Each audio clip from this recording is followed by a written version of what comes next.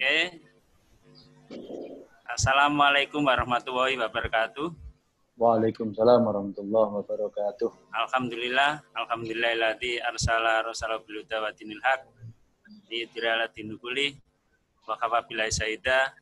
Asyhadu an la ilaha illallah wahdahu la syarikalah wa asyhadu anna Muhammadan abduhu wa rasuluh. La nabiyya ba'da. Alhamdulillah, kaum muslimin yang dirahmati Allah, kita berada di bulan yang cukup mulia, bulan suci Ramadan, yang insya Allah kita isi dengan ibadah-ibadah yang nantinya setiap ibadah kita akan ditingkatkan nilai pahalanya. Maka seharusnya kita sebagai seorang muslim selalu melaksanakan ibadah sesuai dengan tuntunan yang diajarkan Allah Subhanahu wa taala, baik itu berupa ibadah yang pribadi maupun jamaah. Kaum muslimin yang dirahmati Allah, ada kebiasaan di daerah kita yang mungkin cukup unik.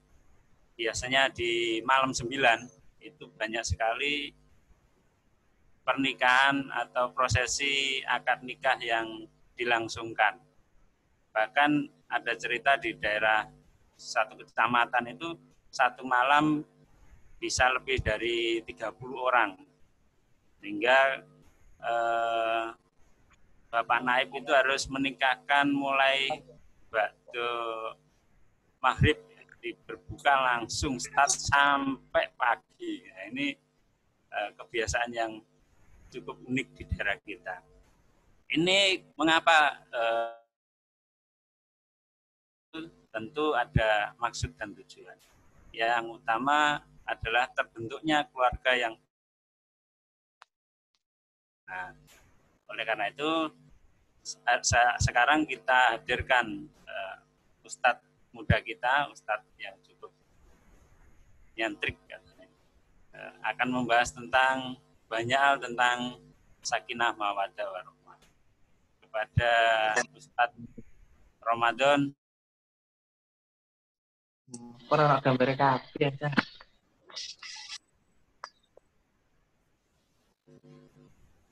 Rambut gambar kabeh. Monggo Ustaz.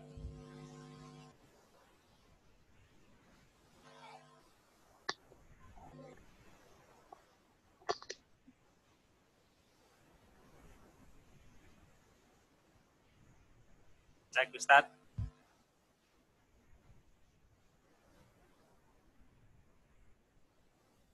Ini mohon Mas Wahyu Supangkat.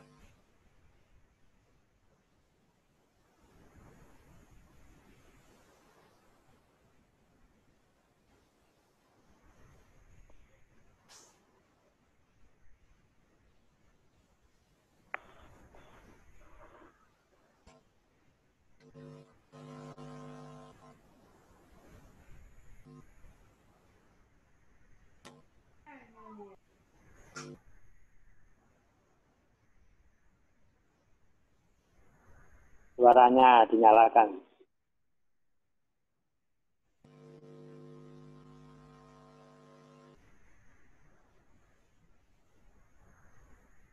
Pak Ustadz, mohon suaranya. Halo, assalamualaikum. Wis. Monggo Ustadz, langsung. Alhamdulillah wa syukurillah la haula wala quwata illa billah amma ba'du. Qala Allah Ta'ala fil Qur'anil Karim a'udzu billahi minasyaitonir rajim. Bismillahirrahmanirrahim. Wa min ayatihi an khalaqalakum min anfusikum azwaja litaskunu ilaiha wa ja'ala bainakum mawaddatan wa rahmah. Inna fi dzalika laayatin liqaumin yatafakkarun. Shadaqallahul azim. Bersyukur pada Allah Subhanahu wa taala pada sore hari ini Allah mempertemukan kita dalam kondisi kita dalam naungan bulan Ramadan, di mana bulan ini penuh dengan keberkahan. Siapa yang menjalankan amalan-amalan fardu, maka Allah melipat gandakan amalan itu pahalanya. Siapa yang menjalankan amalan-amalan nafilah, amalan-amalan sunnah, maka Allah membalas dengan amalan yang wajib. Subhanallah, kita bersyukur atasnya.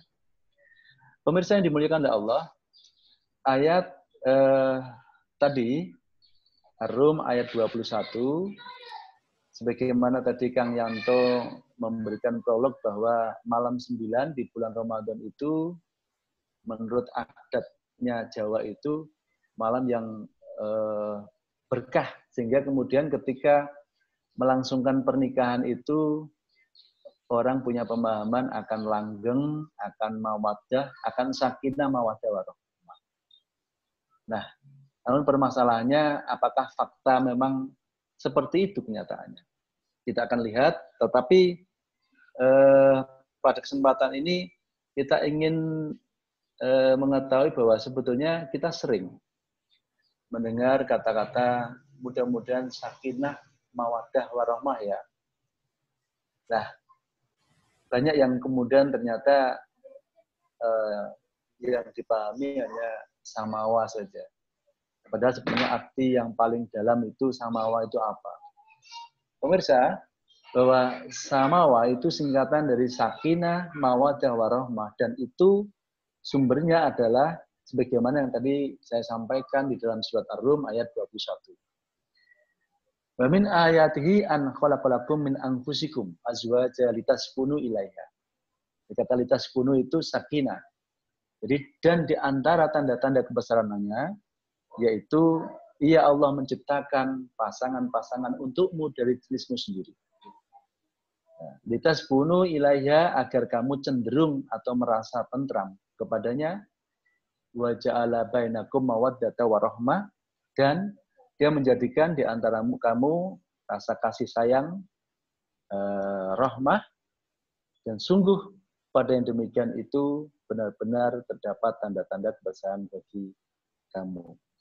Para pemirsa, sakinah itu kalau kita lihat di dalam Kamus Besar Bahasa Indonesia, itu berasal dari bahasa Arab yang maksudnya adalah ketenangan, ketentraman, atau kedamaian jiwa. Dan ini sebetulnya adalah tujuan dari sebuah pernikahan. Nampaknya adalah kita kalau kemudian merasa nyaman, perasaan merasa cenderung tentram, tenang kepada yang dicintai, itu adalah salah satu penampakan dari sakinah itu. Nah, di dalam keluarga sakinah itu pasti akan muncul mawaddah warahmah. Nah, mawaddah itu sendiri adalah, kalau kemudian ditafsirkan dalam hal yang lain, itu adalah perasaan cinta atau kasih sayang, di mana perasaan tersebut melahirkan sebuah keindahan, sebuah keikhlasan, dan saling hormat menghormati antara pasangan. Dan itulah kemudian melahirkan kebahagiaan di dalam sebuah rumah tangga. Nah, penampakannya di mana dalam sebuah rumah tangga yang mawaddah itu?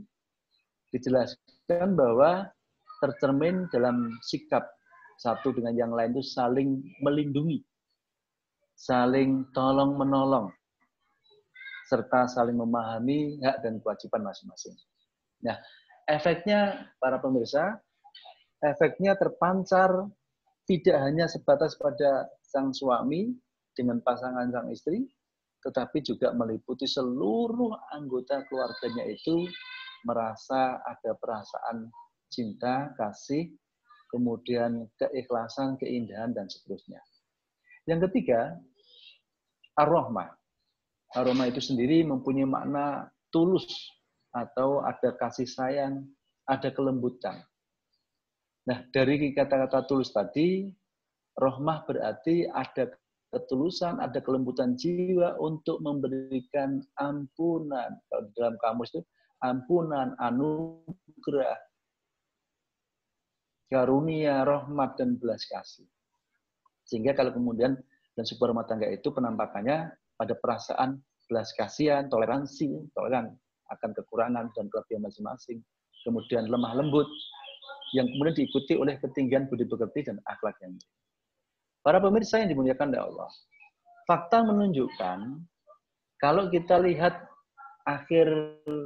laporan akhir tahun 2019, bagaimana angka perceraian, ternyata di Indonesia itu angka perceraian hampir 1,5 juta.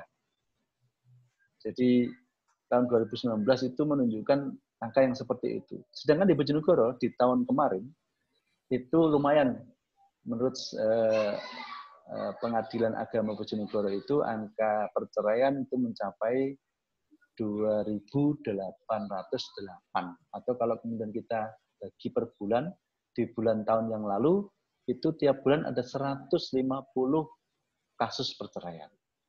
Nah, sungguh naif lah kalau kemudian kita lihat fakta yang menunjukkan seperti itu. Bahkan kemarin ada motif yang masuk di dalam penjelasan kenapa kok sampai tiap bulan itu ada 150 pasangan yang melakukan perceraian. Itu ternyata adalah kasusnya karena kurangnya ilmu tentang rumah tangga. Padahal sebetulnya ilmu itu penting. Dan yang kedua adalah karena kasus pertikaian atau perselisihan yang ada. Nah, para pemirsa yang dimuliakan oleh Allah, kalau kita lihat bahwa pada masa Khalifah Umar bin Khattab itu pernah ada kejadian yang sangat menarik untuk kita ambil sebagai hikmah. Bahwa ada seorang laki-laki yang dia itu ingin mengadukan kasus rumah tangganya, yaitu istrinya yang galak, selalu memarahi dia dan dia ingin protes. Kemudian mengadu kepada Umar. Hampir tiap kali ke rumahnya Umar, ternyata Umar sudah berangkat. Khalifah Umar radhiyallahu anhu sudah berangkat. Ke sana tidak ketemu, ke sana tidak ketemu. Sampai kemudian ketemu, setelah itu Umar ada di depan pintu, dan dia ada di balik pintu itu. Kemudian sangat jelas sekali bahwa istri Umar itu memarahi Umar. Dan ternyata Umar diam. Ketika melihat kemudian Umar Khalifah aja dimarahi sama istrinya, kemudian diam. Kasusnya kok sama. Akhirnya kemudian dia balik kucing, kembali, tetapi Umar keburu tahu. Dan laki-laki itu kemudian dipanggil. Mau kemana? Mau ke keperluan apa, saudara? Saya mengadu ya, Amirul Mukminin. Saya ingin menyampaikan bagaimana perangai buruk istriku dan sikap kepadaku. Tapi aku mendengar hal yang sama, itu terjadi pada istri Anda, kata lelaki itu. Kemudian Umar tersenyum. Dia pun mengisahkan kepada laki-laki itu mengapa Umar keras, dikenal di luar itu keras, tapi begitu sabar menghadapi istrinya. Dan mengatakan, wahai saudaraku, aku tetap sabar menghadapi perbuatannya, karena itu merupakan kewajibanku. Alih-alih menghadik istrinya, Umar malah menceritakan betapa besar jasa istrinya dalam kehidupannya di dunia. Bagaimana aku bisa marah kepada istriku? Karena dialah yang berjasa mencuci bajuku. Dialah yang memasak roti dan makananku. Ia juga yang mengasuh anak-anakku. Padahal semua itu bukanlah kewajibannya, jawabnya. Kemudian Umar radhiyallahu an menasihati lelaki itu untuk bersikap sabar kepada istrinya, karena istrinya lah yang membuat dia tentram di sampingnya. Karena istriku, aku merasa tentram untuk tidak berbuat dosa, maka aku harus mampu menahan diri terhadap perangannya. Nah, pemirsa yang dimuliakan oleh Allah, ada 5 alasan Umar kenapa kok diam. Ini kalau kita catat, Kang Yanto, bahwa ada 5. Yang pertama adalah kenapa Umar diam itu karena seorang istri itu merupakan penjaga diriku, katanya. Penjaga diriku dari api neraka. Maka hatiku selalu tenang, merasa terjaga akan perbuatan-perbuatan haram, misalnya dari perzinahan. Itu karena ada sosok seorang istri. Ini yang kedua, yang pertama. Yang kedua adalah seorang istri selalu menjaga hartaku. Tatkala aku sedang keluar dari rumah, maka kemudian tidak layak, Umar kemudian memarahi dan kemudian diam terhadap kondisi itu. Yang ketiga, pemirsa, istri sebagai orang yang selalu mencuci bajuku, artinya kebutuhannya dipenuhi oleh istrinya. Nah, yang keempat, ia selalu merawat anak-anakku. Yang terakhir, istri selalu menyiapkan roti dan memasak untukku. Itulah 5 hal yang sebetulnya bisa kita catat mengapa Umar kemudian menasihati si laki-laki tadi. Dan pelajaran yang bisa kita ambil adalah bahwa menghadapi seorang istri itu harus lebih banyak mendengar keluh kesahnya. Tak ada gunanya menanggapi istri yang sedang emosi. Kalau panas itu, di KI panas, ya tambah humuk, tambah terbakar. Nah, ini gambaran bahwa ternyata memang dalam rumah tangga itu perlu manajemen rumah tangga istilahnya. Perlu manajemen konflik rumah tangga, sehingga kemudian kita menyaksikan bahwa ada orang yang sudah bertahun-tahun, itu kayak seperti honeymoon terusnya. Padahal anaknya sudah 4, ada yang sudah kuliah, tinggal skripsi aja, belum selesai, kena corona sekali. Nah, ternyata memang kuncinya di situ. Ada beberapa hal yang kemudian harus dilalui, paling tidak harus saling percaya, harus saling terbuka, harus saling pengertian akan kelebihan dan kekurangan masing-masing. Kemudian ada yang sangat penting lagi, yaitu ada komunikasi yang intens dan efektif. Itu beberapa hal yang menjadikan seorang itu akan menciptakan rumah tangga yang samara, sakinah. Kang Yanto? Kang? Baiklah, tadi sudah banyak disinggung oleh Ustadz Ramadan bahwa seorang Umar pun dalam menghadapi perangainya ketika dia di luar berbeda dengan ketika dia di dalam rumah. Dengan istrinya pun dia bersabar. Monggo bagi yang ingin bertanya dicek atau mungkin langsung bisa mengacungkan jari. Monggo.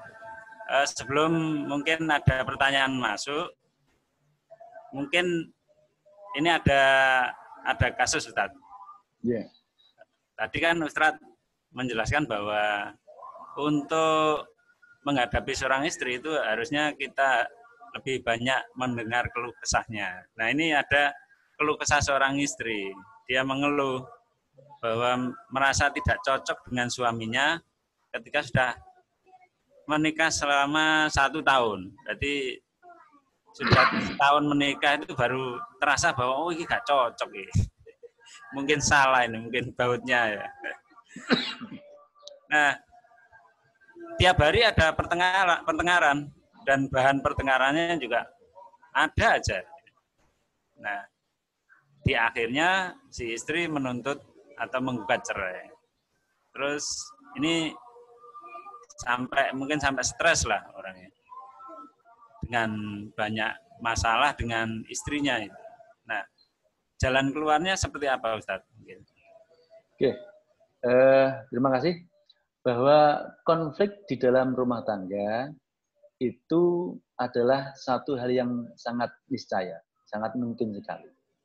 Karena di dalam diri seorang suami aja, satu orang aja kompleks permasalahannya, apalagi kemudian dicampur 2 jenis, yaitu laki-laki dan perempuan, yang tentu akan muncul perbedaan-perbedaan. Oleh karenanya, yang pertama dan utama itu adalah penyamaan visi dan misi dalam rumah tangga. Itu yang penting.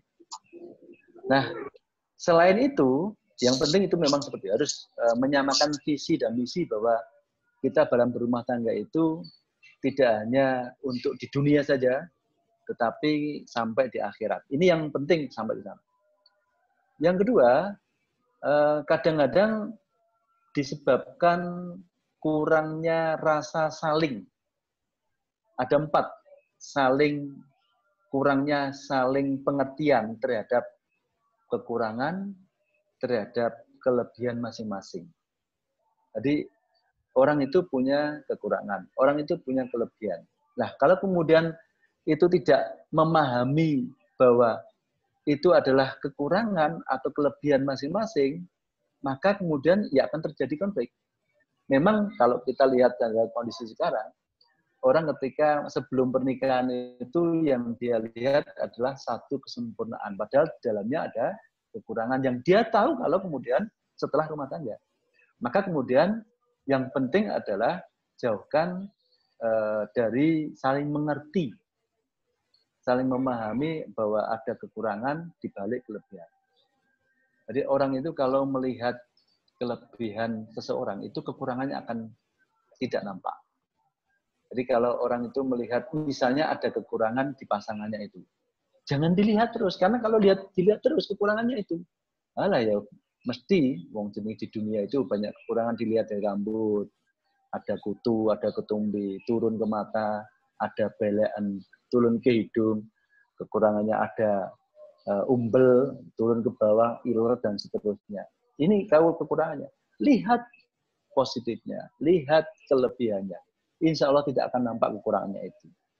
Terus yang kedua, kurang rasa saling yang kedua adalah kurangnya saling percaya. Kepercayaan itu penting. Ketika orang itu ada timbul sedikit tidak kepercayaan, maka yang muncul adalah suudon. Yang muncul adalah ini jangan-jangan, ini jangan-jangan. Itu seperti itu diantuk. Padahal belum tentu. Nah, kalau kemudian itu dibangun rasa saling percaya satunya yang lain, itu akan menimbulkan efek positif. Sehingga kemudian dia tidak akan memperhatikan ada bisikan apa dan negatif dari orang. Nah, konflik juga yang terjadi karena kurangnya saling terbuka. Terbuka itu penting, apalagi dalam rumah tangga. Tapi kalau misalnya terbuka itu harus dalam kondisi yang memang timingnya tepat. Ini yang penting juga. Jangan semuanya dibuka, kemudian tidak pada timingnya.